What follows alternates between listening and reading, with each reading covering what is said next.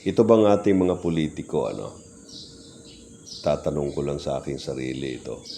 Bakit hindi sila makontento hanggang ngayon, Example na lang ito si Benny Abante. Sigurado ako marami ng pondo ito Stable na ang buhay nito, sobrang-sobra na nga. Pastor pa, May kapangyarihan din. Pero hindi pa rin mahinto. Patuloy pa rin ang kanyang pagkaganito. Ating mga kababaihan na nasa ating Kongreso, Senado, mga ahensya ng ating gobyerno, na naging instrumento ng katiwalian ng ating gobyerno. Nagiging instrumento ng mga makakaliwang ideology na nanggaling sa ibang bansa, ini-import nila, dinadala sa Pilipinas, sa pag-aakalang ito ay maganda, makakatulong sa ating bayan. At itong ating mga kabataan, na sana maisip nila na itong kanilang pagsunod nitong mga matatanda talagang hindi magdudulot sa kanila ng maayos na kalagayan in the future. Ang lahat ng ito ay kung titignan mo ang history, malungkot ka talaga. Ang history, itong si Emilio Aguinaldo, yung kanyang buhay at yung kanyang conspiracy, ang kanyang mga katiwalian din, na naging sanhi ng maraming nasawi nating mga kapwa Pilipino noon. Pero maganda ang buhay, masarap. At siya'y namuo buhay hanggang 90 years old, samantalang iba niyang kasama, siya mismo ang nagpapapatay nito. Ganito rin tayo ngayon.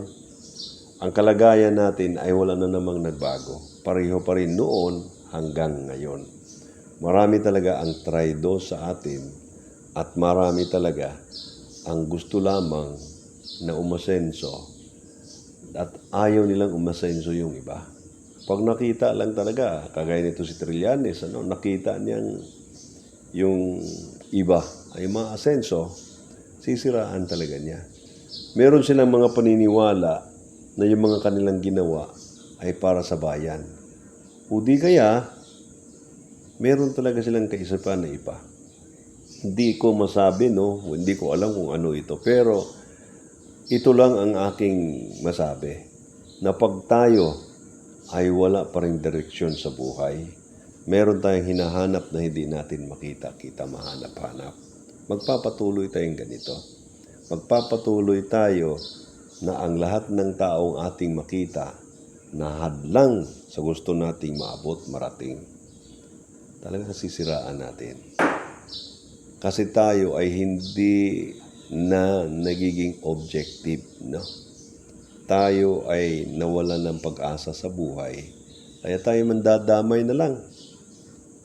Wala naman ding magawang matino Merong iba nating mga kapatid na ang ideology ng ibang bansa dinadala sa Pilipinas na ang akala ito ay maganda. Kagaya ng LGBTQ, divorce. Maraming nagsuffer. Marami. Pero kung i-apply mo ito sa karamihan, buong population ng Pilipinas, kukunti lang ito.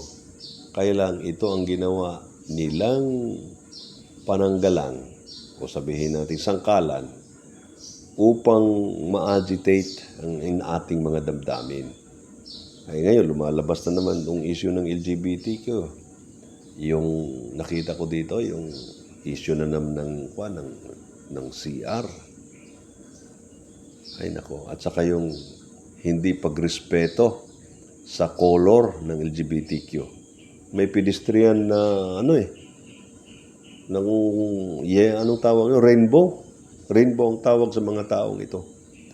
Ay dalawang kaso ng tao Yung kanyang jaywalking at paglapag sa karapatan ng mga LGBTQ. Wala na talaga tayo, masisira na talaga ang bansang ito. Sa dami natin ng mga problema, ito pa ang talagang pagtuunan natin ng pansin. Meron nga akong narinig nito sa ibang bansa Sa halip daw na kung ano-ano ang ating i-develop, bakit hindi natin i-develop ang ating kaisipan? Kagaya ng LGBTQ. Ano bang gusto nito? Ang kasarian na ang tingin ko nito more on sex, no? Sexuality. Ano makukuha natin diyan? Dapat ang i-develop natin ang ating utak, ang ating level of consciousness. I-develop natin ito. Kasi ito ang lugar na magdidictate kung ano ikaw at ano ang kinabukasan mo at ang epekto nito, influence nito sa kapwa mo, sa bayang ito, sa buong mundo. Pero iba Bumalik tayo na para bang yung pabaliktad na sa halip na tayo magiging progressive, tayo ay bumalik, no? Regress bang tawag niyan? Ewan ko, term niya ng mga kapatid mo, no? Tayo ay hindi na umabante kasi ang tinitingnan natin yung ating mga kasarian. Hindi na tayo umabante kasi ang tinitingnan natin yung kasawian ng ating mga kababaihan na samantalang ito'y ma-prevent naman, ano? Ma-prevent ito Ang pag-decide mo na hindi ka dapat iabuso ng iyong partner. Yung iba nating mga kababaihan, hindi ko sinisisi, ano? Pag-desisyon pala ng pagpili ng kanilang makasama sa buhay, mali na nga mali na nga, tinitiis pa talaga. Di na kailangan ng divorce Kung talagang ikaw ay inaabuso, may mga ahensya naman tayo ng gobyerno malalapitan na ang ating karapatan bilang tao ay tayo ay mabibigyan ng proteksyon. Baka kailangan talaga ng divorce law. Ito ay mga iilan lang, no? Sa mga example na talaga tayo nililito na ng iilang tao, hindi lang Pilipino, iilang tao sa mundong ito. Nililito na tayo dahil nawala na tayo ang ating mga fundamentals, ang ating mga reference bilang mga Kristiyano. At sa tingin ko wala na ang ating reference bilang mga Kristiyano, katuruan ng ating Panginoon Jesucristo, wala na. Binaliwala na lang natin ito kasi hindi naman talaga effective Hindi ito nagbibigay ng tunay na kahulugan kung ano tayo sa mundong ito. Kaya ganito tayo. Sayang lang, no? Kasi kagaya nitong Barsaga, Liveste, ito sana yung klaseng mga kabataan na malinis sana, no? Iba lang ang ugali kasi ibang henerasyon ngayon ikinagalit pa ito ni Garin at saka yung ibang mga nasa yung isang politikong taga Visayas na tinawag si Barsaga na animal. Ito ay wrong signal mga kapatid, na ang ating mga kabataan sana'y lumakad na matuwid, lumakad na malinis. Pagka ganito ang kalakaran, ano mangyayari sa bagay, no? Wala na tayo siguro sa mga panahong yan na magkagulo na ang bansang ito. Pero ang ating accountability bilang mga nakakatanda.